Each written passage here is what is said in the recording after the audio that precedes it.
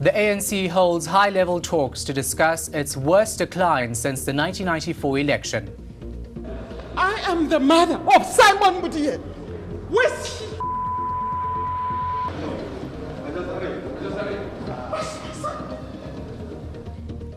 An alleged killer is confronted outside a courtroom by a relative of murdered ANC member Simon Mudiye.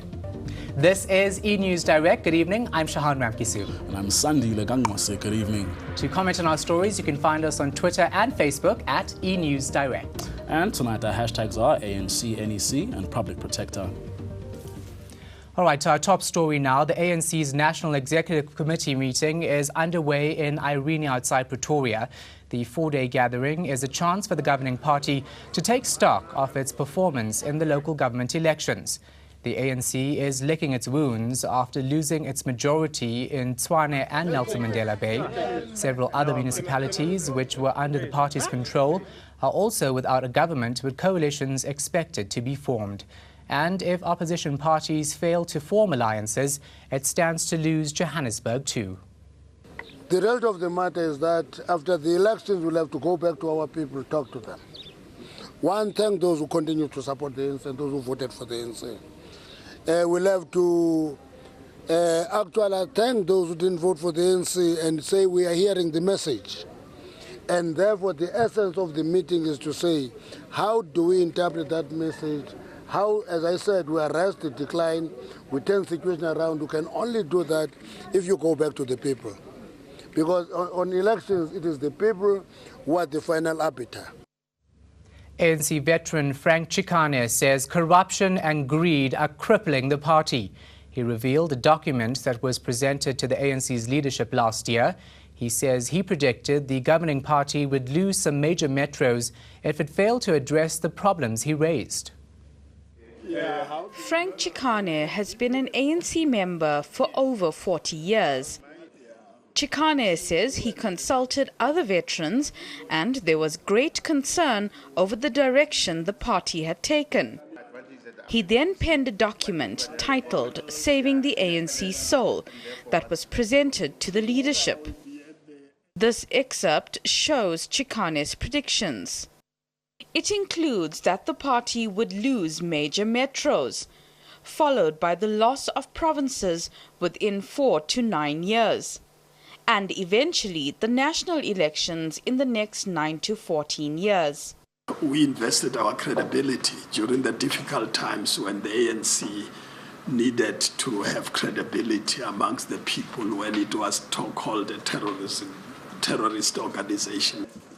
Chikane's prediction that the ANC may lose control of some metros has now become a reality.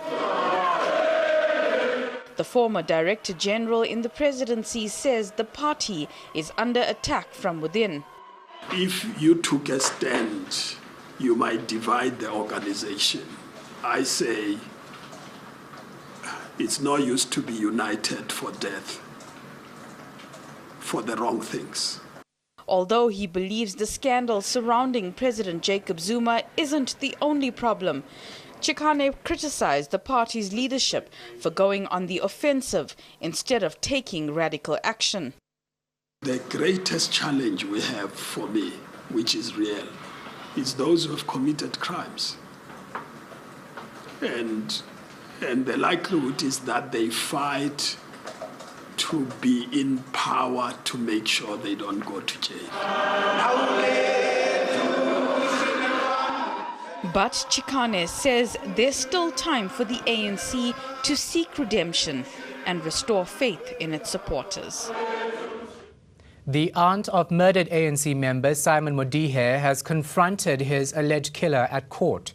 She's calling on the governing party to get rid of murderers from its ranks. Justice Mashola stands accused of shooting Mudiye twice 2 months ago. He's out on 2,000 Rand bail. Justice Mashola is the secretary of the ANC's Simunye branch in Pretoria. He's also accused of gunning down Simon Mudiye during pre-election clashes over the ANC's Tshwane mayoral candidate. Do you still maintain you're innocent of this charge? I'm the mother of Simon. I am the mother of Simon Mudiye. Where's he?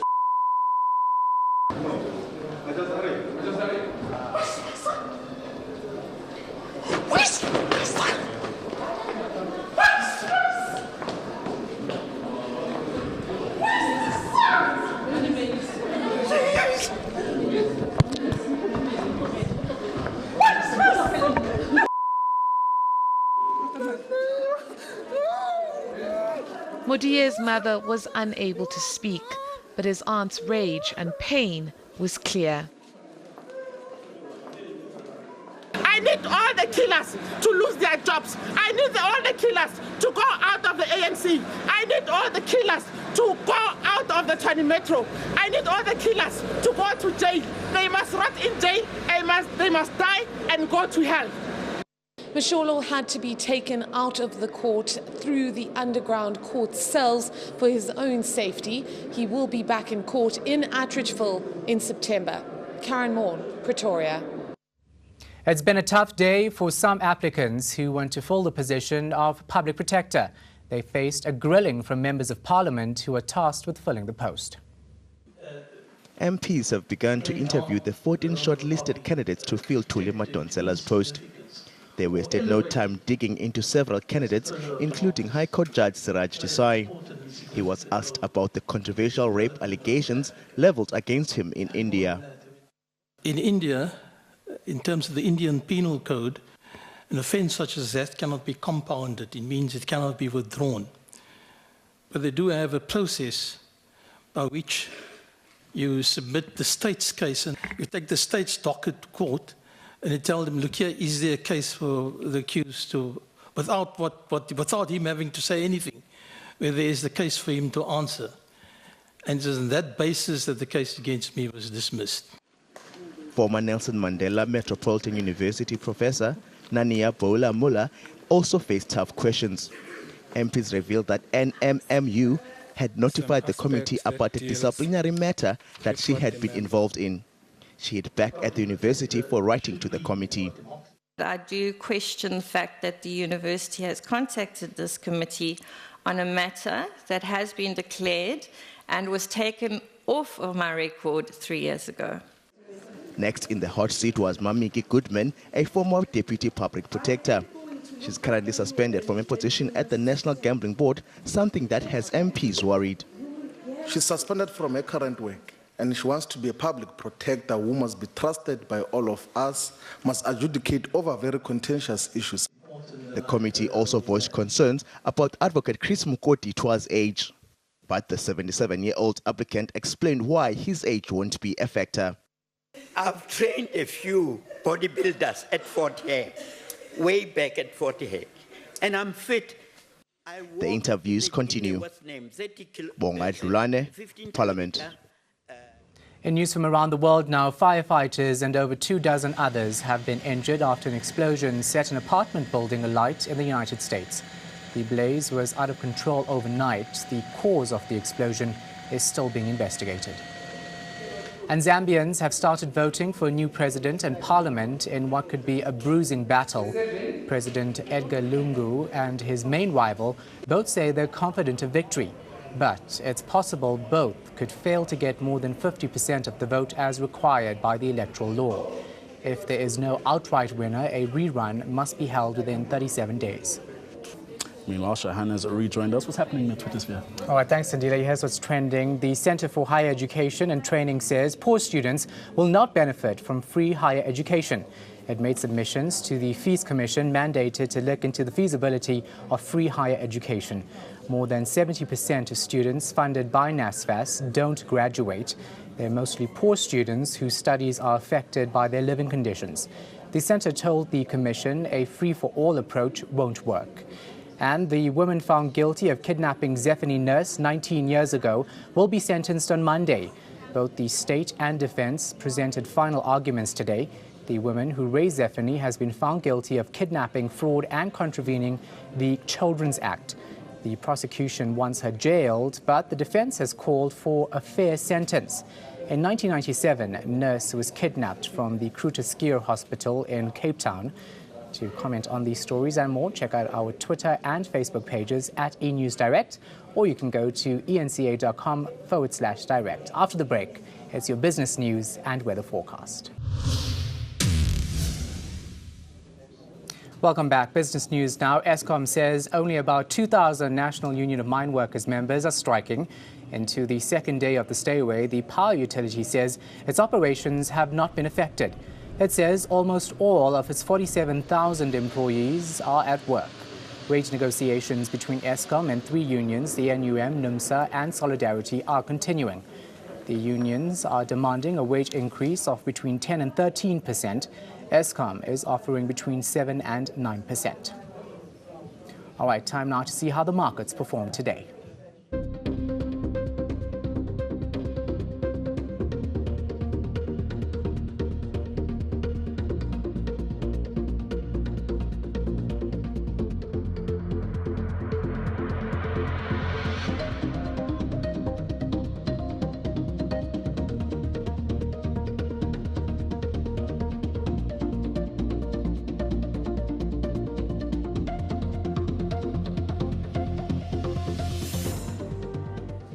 Your weather forecast up next with Louis Fernandez.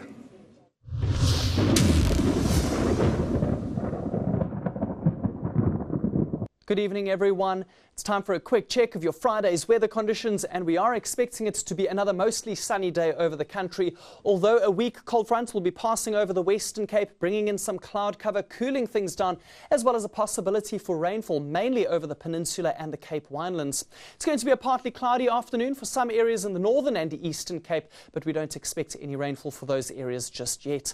In KwaZulu-Natal, the sunshine continues, and as well as the warming trend, and that allows for Ulundi and Richards Bay to get above 30 degrees in the afternoon. In the Eastern Cape, it'll be mostly sunny, but cloud cover will start developing over the western parts later on. Port Elizabeth, 16 and 24 your temperatures. It is going to be a cooler day for your area.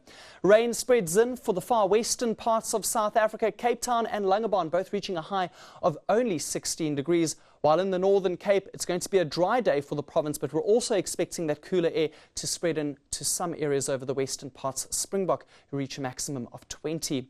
Temperatures remain above freezing for Bloemfontein overnight for a change. 4 and 24 your expected temperatures for tomorrow.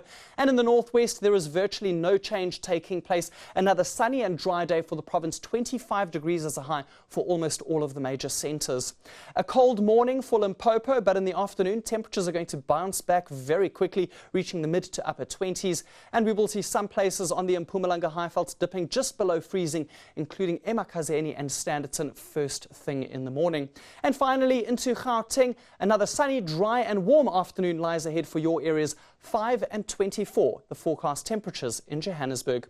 For the start of the weekend, it's going to be cooler over the southern parts of the country. A few showers are going to be spreading into parts of the Eastern Cape. And on Sunday, the sunny, warm and dry weather continues in the north, while it's going to be mostly cloudy and cold in the south. Coming up after the break, the next generation of young designers display their talents at one of Africa's biggest fashion events. Welcome back. Interns are taking center stage at one of Africa's biggest fashion events. Indeed, the highly anticipated Mercedes-Benz Johannesburg Fashion Week is shining an international spotlight on over 80 Pan-African designers. It's a signature international platform for Pan-African designers to give us a peek into their spring and summer collections. Opening this year's show is the next generation of designers, up-and-coming talent eager to make their mark in the competitive industry. This season, fashion interns have taken over their ramps, opening up the 3-day showcase with the Intern by David Tlale show. The 6 proteges are giving their interpretation of the theme, Africa is the Future. 7 months under David Tlale's wings, and Siphosihle Masango revealed his 4th collection titled Blue Hills and Citrus Fruits. I always get butterflies every single time before I showcase. It's like showing my baby to the world and then hoping that everybody loves my baby. So like it always is nerve-wracking. What goes into these collections are blood, sweat and tears. The opportunities, first of all, is that they get exposed to the fashion industry, and which not everybody gets to make the cut. And secondly, it gives them, I would say, exposure to the media, to the buyers, and also to the public in general. Mistakes not to make is to get caught up in the cloud of lights, camera, action, and think they are fabulous. First day when they walked in, I said to them, don't think you're designers, you're here to learn. From here, the young designers are going back to the drawing board to come up with garments to wow the fashion fundies at the Lagos Design Week in October. Lagos, BC, Johannesburg. Here's a reminder of our top stories before we go. The ANC holds high-level talks to discuss its worst decline since the 1994 election. I am the mother of Simon Mudiye. Where's he?